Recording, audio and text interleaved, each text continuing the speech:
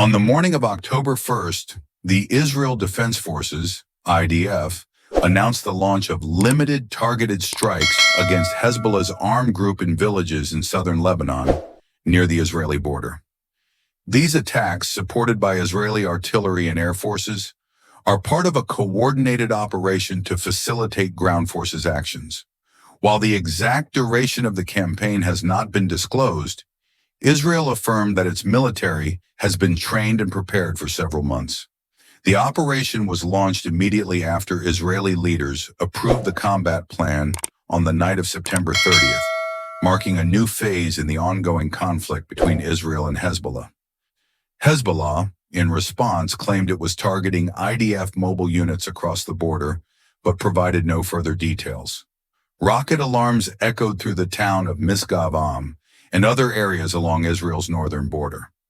Amid the escalating tensions, heavy artillery fire and the sounds of helicopters and UAVs were heard in southern Lebanon, though no official reports of damage or casualties have emerged yet. Lebanese media reported that Israel struck a building in the Ain al-Hilwi refugee camp near the city of Sidon, marking the first time this area had been attacked since fighting flared up in early October 2023. U.S. State Department spokesperson Matthew Miller confirmed that Washington had been briefed in advance of the operation. U.S. officials, however, expressed concerns that the campaign could entangle Israeli forces in Lebanon or escalate the conflict further. An Israeli official stated that the objective of the operation was to dismantle Hezbollah's infrastructure along the Lebanon border, setting the stage for a diplomatic resolution to push Hezbollah back from the Litani River, in accordance with the United Nations Security Council resolution.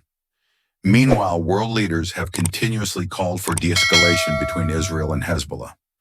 UN Secretary-General António Guterres' spokesperson, Stefan Dujarric, stressed that the organization opposes any ground invasion.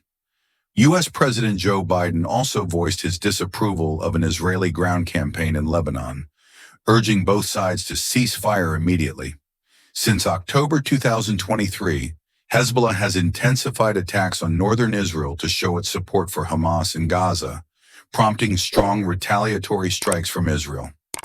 The fierce fighting between the two sides has already resulted in hundreds of deaths, mostly Hezbollah members and Israeli soldiers.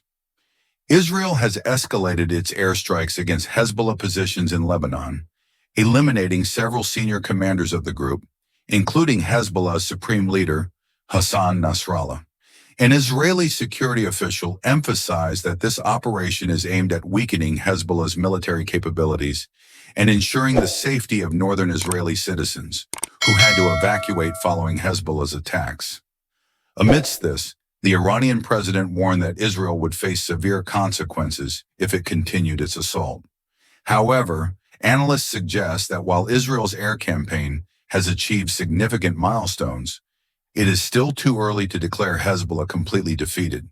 The group remains capable of reorganizing and will continue to pose a significant challenge to Israel in the protracted conflict in the Middle East.